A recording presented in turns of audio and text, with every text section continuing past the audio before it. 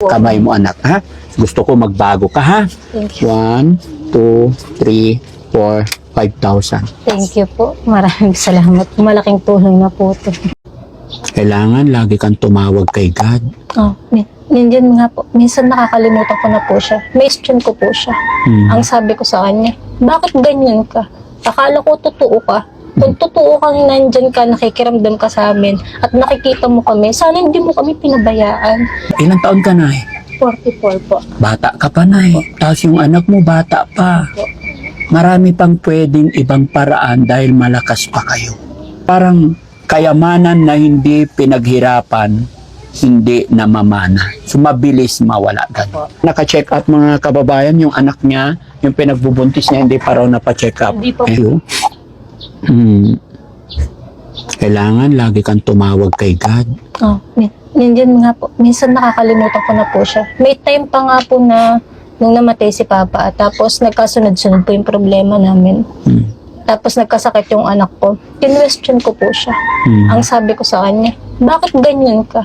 Akala ko totoo ka. Kung totoo kang nandyan ka, nakikiramdam ka sa amin, at nakikita mo kami, sana hindi mo kami pinabayaan. Tapos lumapit po sa akin si Mama. Ang sabi sa akin ni Mama, nakikiramdam yan. Nakikinig yan sa atin, nakikita tayo niyan. Pero wag mo siyang questionin, sabi niya. May panahon din, hindi lang ngayon, sabi niya. Darating din yung panahon para sa atin. Tama yung nanay mo, no? Doon ako naiyak, mga kababayan, yung darating yung point na tatanungin mo si God, which is hindi dapat kini-question si God. Dahil kahit minsan, hindi nagkamali si God. No? Hindi talaga pwedeng questionin si God. No? Kaya magpakatatag ka pa at gawin mong inspirasyon yung kahirapan ng buhay nyo.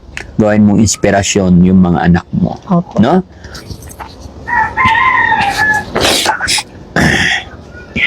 Hirap, mga kababayan, hindi ko inaasahan ganito. Napakahirap. Hindi ko alam kung anong pwede kong ipayo kasi ngayon lang ako nagkaroon ng kausap na ganito ang problema. Kasi minsan may kasabihan kasi na dapat talaga makinig tayo sa magulang. Huwag idaan sa katigasan ng ulo. Pero doon din nagsimula sa kahirapan ng buhay, katigasan nga ng ulo, nung nagkaroon ng anak, doon na niya napasok yung hindi maganda. Hindi ko alam, mga kababayan, kasi kung tutuusin, nasa iyo talaga ang pagkakamali kasi hindi ka nakinig sa nanay mo, mga magulang mo, naging barkada ka, pero sa kalagitnaan, parang hindi rin kita masisi kung bakit mo napasok dahil para sa anak mo. Pero from the start, sa'yo pa rin ang may mali. No? Dito lang ako na mga kababayan nung sasabihin niyang magki-question siya kay God. No? Saan ba si nanay? Pwede ba kausapin din si nanay? Kasi alam niyo, mga kababayan, magsisimula rin talaga sa magulang eh. Sa magulang kailangan magsimula. Laging gagabayan ng mga anak. Pero paano nga naman? Ilang kapatid mo lalaki? May kapatid ka lalaki? Meron po. 4 po silang lalaki. Ikaw, ay ilang babae? 2 po. 2. Bali, kapatid ko po sila, yung 5 po. Kapatid ko po sa pangalawa kong papa. Kausapin natin si nanay. Ayan, tawagin na. Nay, pwede lapit ka dito, Nay? Sige, tabi tayo, Nay. Dito ka. Ayan, para ano. Dito na lang ako. Ito na lang ako para... Sige, maglapit lang kayo, Nay, para isa lang ang mic. Nay, nagulat ako sa kwento ng buhay ng anak niyo po. Bakit naging ganon ang nangyari sa anak mo? Bakit naging ganon ang trabaho niya? Dala po ng barkada. Tapos nahawa na po siya sa amin kasi naghihirap kami. Tapos may sakit pa po yung papa niya. Ano? Naawa? Nahawa? Nahawa po. Naawa siya. Okay. Dahil may sakit po yung papa niya nung kailangan ma-opera sa bato. Siya na po yung tumulong sa amin dahil nagtatrabaho ay nag-aaral pa po yung mga kapatid niya. At ako po walang anak buhay. Kaya pinasok po niya yung ganun trabaho kahit binawalan ko naman po pero gustong gusto po niya tumulong sa amin. Para daw po makatulong sa papa niya kahit sa mga gamot lang. Kahit sa mga pagkain lang sa bahay, pangbaon ng mga kapatid niya. Kahit masakit po sa loob niya, ginawa niya. Tapos kasi po may mga anak pa din siyang maliliit na kailangan niyang suportahan. Anong pakiramdam ni nanay pag nakikita mo? Siyempre, alam ng mga kapitbahay, alam ng mga tao. Masakit po na sa ganong sitwasyon, nakapasok yung anak ko sa ganong trabaho. Mahirap. Minsan di ko kaya tanggapin na magtatrabaho yung anak ko sa ganyan. Wala lang po akong magagawa. Dahil wala pa akong trabaho. Kasi may mga maliit po kasi ako doon na inaalagaan, yung mga anak niya. Gusto ko man po siyang tulungan. Gusto kong patigilin sa trabaho. Wala lang po akong magawa. Pero napakasakit po. Pag minsan may nasasabi yung ibang tao sa anak ko, masakit po sa akin. Anong ginagawa mo na pag may narinig ka? Kasi siyempre sa buhay ngayon, ang daming marites. Anong ginagawa mo pag narinig mo Wala po. Hindi ko na lang po sila pinapansin para hindi po magkaroon ng kaaway. Minsan pupunta na lang po ako sa isang sulok, iiyak ko na lang. Minsan magdarasal po ako na sana po tulungan kami ng Panginoon. Iniisip ko na lang po lagi na pagsubok lang po sa amin na kaya po namin na para maging matatag kami.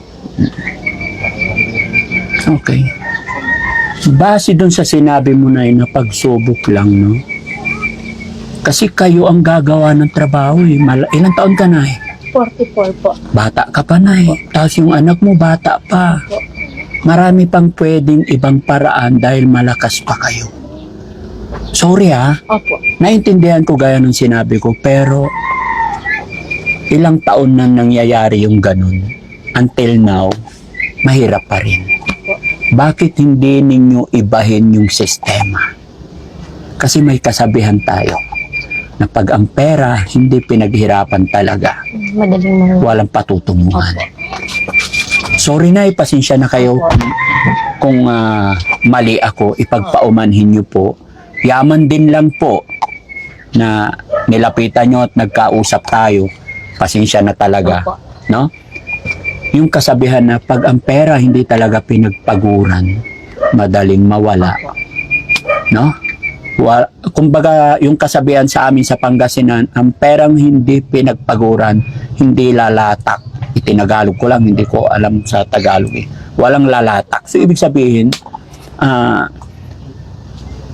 parang kayamanan na hindi pinaghirapan, hindi namamana. So, mabilis mawala. Ganun. So, what if na, bata pa kayo, malakas pa siya, tulong-tulong kayo, maghanap ng iba na trabaho. No? Kasi kawawa. No? So, yun lang may papayo ko sa inyo na. Naintindihan ko yung hirap ng buhay, pahirap ang buhay. Pero kung ganun din naman ng ganun, parang yung katawan mo is napupunta sa hindi maganda. Yung espiritu natin, napupunta sa hindi magandang lugar. So, sana, yung sinabi ko, hilingin nyo kay God yung magandang basbas. Tapos yun, maghanap ng trabaho. Total, may asawa ka, may mga anak ka na. Di ba? So, after mong manganak, saan mo balak magtrabaho ulit? maghahanap pa lang po ako ng Saan? Kung papayagan po ako kung bumalik doon. Babalik ka saan sa Walking Street po. Pero, Walking Street, tapos pero- ganun pa rin. Pero kung hindi na po siya papayag, syempre, nasa kanya rin po yung nasasaktan din po yun eh. Oh, sabi mo 3 na yung anak nyo. So, ibig sabihin, nung unang anak, pangalawang anak, doon ka nagtatrabaho, ngayon ka lang Hindi po, na-stop. doon sa pangatlo po. Doon Sa pangatlo, nagtatrabaho ka doon. Okay lang sa kanya yon? Masakit po sa kanya. Sinasabi niya pong okay kasi naiintindihan niya po yung sitwasyon. Pero masakit po para sa kanya yun. Bilang lalaki po, syempre, mano po niya na yung asawa niya may kasamang iba. Masakit po para sa kanya. Minsan kinikim-kim na lang po niya. Di ba? Kaya naiintindihan ko po. Pero kung ano po, maghahanap po ako ng iba. Pero kung may opportunity po na makapagtinda po kami ulit, mas gustuin ko po magtinda kami ulit ni mama, mag-business. Okay. Sana magbago yung sistema talaga. Opo. Hilingin ninyo kay God, laging si God ang dapat sa lahat ng mission natin. Unahin natin si God, no? Una si God, pangalawa sarili natin. And then, doon tayo magsimula ng mga bagay-bagay sa trabaho natin. Kasi pag hindi mo inuna, hindi mo nilagay sa unahan si God, talagang magkakamali ka ng papasukan. Pero kung inuna natin si God, I'm sure, i-guide niya tayo sa tamang direksyon. Opo. Okay? Opo. Salamat, Nay, at nakilala mo si Daddy Frankie. Salamat din po ako na nakilala ko kayo sa araw na ito. Sana po maging magandang halimbawa sa mga makakapanood ng kwento ng buhay mo, dahil gaya ng sinabi ko, pagka ang bata hindi sumunod sa magulang, malamang sa malamang magiging pariwara, no? So, sa ngayon, syempre, marami ka na naging experience. Pwede bang bigyan mo kami ng payo? Yung kapupulutan ng aral para hindi pamarisan ng mga kapanood sa video. Dahil marami rin tayo mga manunood na mga bata pa. Dahil sa katigasan ng ulo mo. Okay lang? Opo. Sige. Sana po matuto tayong makinig sa magulang natin. Kasi hindi naman po para sa kanila yung sinasabi nila, kundi para sa atin din po. Malalaman lang natin pag nagsisisi po tayo, pag nasa huli na at pag nangyari na talaga sa'yo yung ayaw nilang mangyari sa'yo. Si nanay naman, Nay, sorry Nay ha, Opo. hindi ba't napabayaan mo rin yung anak mo hindi ka ba nagkulang? Bakit napunta siya sa ganoon? Lahat po naman na ginawa ko. Minsan nga po, pagpunta siya sa mga barkada niya, sinusundan ko. Para umuwi lang po siya. Alos lumod po ako sa kaarapan. Sa bagay, opo. Opo. Nakwento na ng Opo. anak mo. Anong nararamdaman mo pag halos lumuhod ka na? Anong mga Masakit po, pero para gusto ko lang pong umuwi yung anak ko. Oo, ginawa mo lahat. Gagawin ko po lahat. Kasi po ayaw ko magkawatak-watak yung mga anak ko. Oo. Ayaw ko pong mapunta sa masasamang bisyo. Dahil iba po yung mga kabataan ngayon eh. Opo. Madali pong maudyokan. Kaya lahat po ginagawa ko sa kanila. Para po, yun, kahit po lumuhod po ako sa harapan nila, para sumunod lang sila sa Gawin mo akin. lang, ay- Gagawin ko po lahat. Gagawin mo na. Opo. Napakamahal na mahal ka ng nanay mo. Opo, sobra po. Kaya nga po takot ako na gawin sa akin ng mga anak ko yung ginawa ko sa magulang. Kaya gawin mo yung best mo, pero sana sa maayos na paraan. Opo. Tandaan mo anak, nagtanim ka ng kabutihan, kabutihan din ang aanihin mo. Kaya kung nagtatanim ka ng hindi maganda at kasamaan, kung ano ang iyong tinanim, yun din ang iyong aanihin, tandaan mo yan. Kaya bago mahuli ang lahat, dahil bata ka pa, tumingala ka at makipag-usap kay God, mag-sorry ka at magbago ka. Okay? Hindi ako mapaniwala sa kwentong nakuha ko ngayon mga kababayan. Pero sige, dahil sabi mo, mahirap ang buhay, may ibibigay ako sa inyo. No? Sana makatulong. Kasi hindi pa siya naka-check up mga kababayan, yung anak niya, yung pinagbubuntis niya, hindi pa raw napa-check up. Hindi pa po. Kamay mo anak, ha? Gusto ko magbago ka, ha? Thank you. 1, 2, 3, 4, 5,000. Thank you po. Maraming salamat. Malaking tulong na po ito. Sana makatulong, Nay. Opo. No, sabi mo mag-isa lang kayo dito, magkasama kayo sa bahay. Magtulungan kayo. Opo. Ako nga po, Dokto, kaya natin. Kakayanin natin basta sama-sama tayo. Kahit anong hirap, basta sama-sama po kami ng mga anak ko. Lumalakas po ako. Tama. Opo. Kasi po mga anak ko yung lakas ko. Sila po yung nagbibigay ng lakas sa akin. Mga anak ko, mga apo ko. Kaya po kahit nawala yung papa nila, kakayanin ko po. Gusto ko pong matapos yung mga anak ko. Kahit ano po gagawin ko, mapatapos ko lang sila. Kaya ikaw anak, makipagtulungan ka na sa mama mo. Baguhin mo na yung buhay mo. Ano sasabihin mo kay mama? Ma, sorry. Sana, papatawad mo na ako. Kaya ang gawa ko. Kaya kaluguran na kaya nakalakuan. Hindi ako ba naging tiisan na. Lahat po gagawin ko sa kanila, hindi ko sila kayang tiisin. Kahit anong gawin nila. araw-araw po ko sila pinapatawad. Dahil po ang Diyos marunong magpatawad. Tao Yeah. pa kaya mga tao hindi makakapagpatawad. Lalo po ang mga anak ko sila. Tama ka na ita. Opo.